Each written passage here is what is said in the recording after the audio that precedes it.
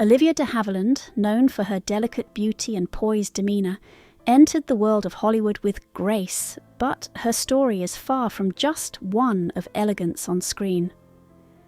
Born in Tokyo in 1916 to a British family, Olivia's early life was marked by instability.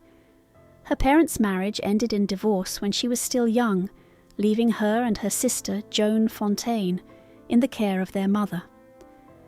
The strict atmosphere created by her mother and stepfather left Olivia feeling isolated, yet it also shaped her character.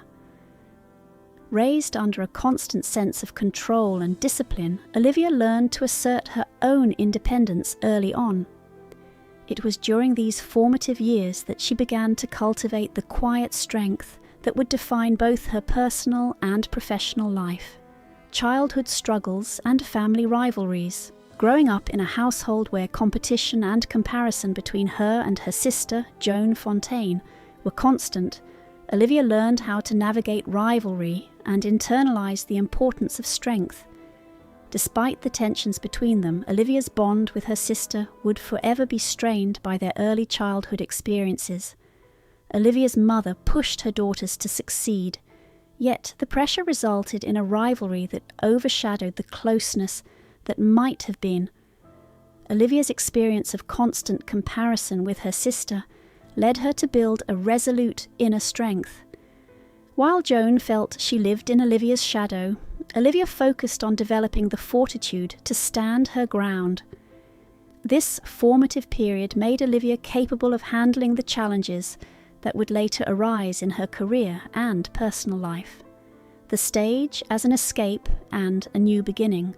When Olivia found herself on the stage during her school years, she discovered an escape, a place where she could express herself freely, without the judgment and constraints that dominated her family life. It was not just a hobby but an emotional release, and it became clear that acting could offer her an opportunity for personal growth and freedom. This passion led to her breaking away from the strict household rules that had suffocated her dreams. When Olivia was forced to choose between pursuing her acting aspirations and adhering to her mother's disapproval, she made the bold decision to leave home and pursue a career in acting. It was a significant step in her life, showing her resolve and commitment to her independence. Rising through the Hollywood system. Olivia de Havilland's career took a pivotal turn when she was cast in A Midsummer Night's Dream at the Hollywood Bowl. Initially serving as an understudy, she was thrust into the role unexpectedly, and her performance proved strong enough to catch the attention of director Max Reinhardt. This led to her signing with Warner Brothers in 1935, though it came at a great personal cost. The studio system at the time was notorious for its tight control over actors, and Olivia's contract included strict regulations about her appearance and voice. Despite this, she didn't simply follow the rules, she took the opportunity to observe and learn. Olivia studied every aspect of the craft, from lighting to camera placement, gaining knowledge that would later empower her to protect herself in an industry rife with manipulation. The success of Captain Blood and the creation of a star. In 1935, Olivia's breakthrough came with Captain Blood, a film that became an unexpected success and launched her career. Her portrayal of Arabella Bishop opposite Errol Flynn was a significant moment for both actors. The chemistry between them, particularly the subtle emotions conveyed through glances and pauses, captivated audiences. This was the beginning of what would become one of Hollywood's most iconic on-screen pairings.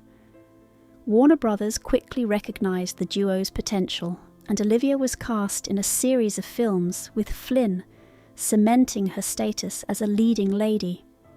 However, while Flynn's star continued to rise with adventurous, action-packed roles, Olivia found herself confined to a more refined and restrained image, one that limited her potential to break free from the mold the studio had created for her. The long road to legal victory, the journey for Olivia de Havilland was not just about fighting for better roles. It was also about reclaiming her own freedom from the restrictive Hollywood system. In 1943, after years of being bound by an unyielding contract with Warner Brothers, Olivia took legal action. She sued the studio, challenging the enforcement of suspended time on her contract.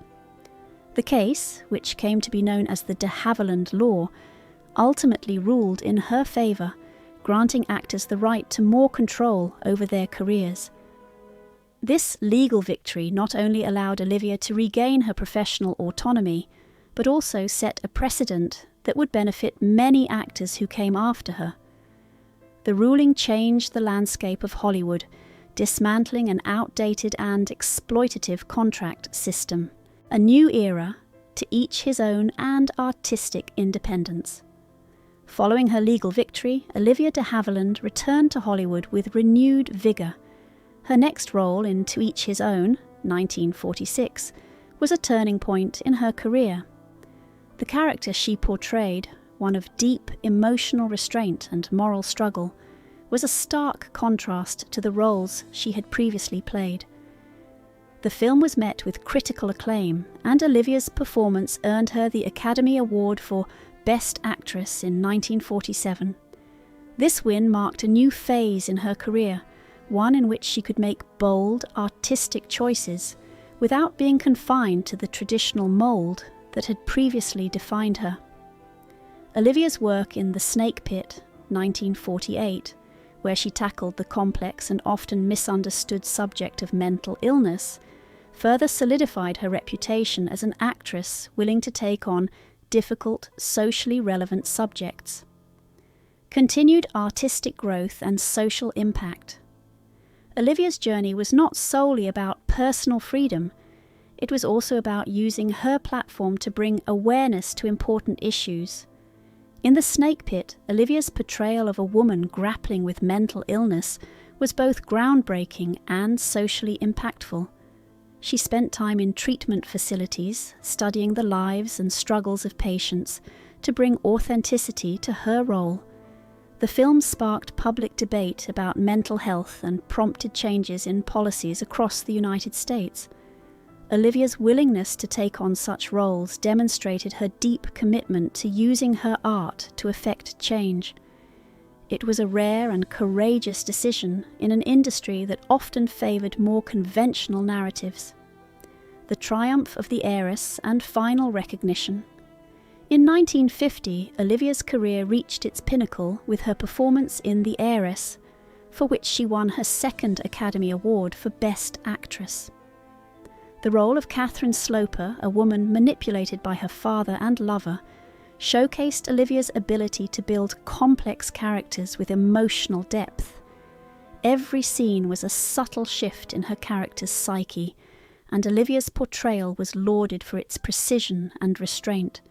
This victory cemented her place in Hollywood history, confirming that Olivia de Havilland was not just a star, but a force of artistic excellence. After her legal battle and years of fighting for roles that challenged her, Olivia had finally achieved the recognition she deserved, both professionally and personally. Olivia's lasting legacy. Olivia de Havilland's story is one of courage, determination, and resilience. She spent much of her career fighting for artistic freedom, for better roles, and for the right to make her own decisions.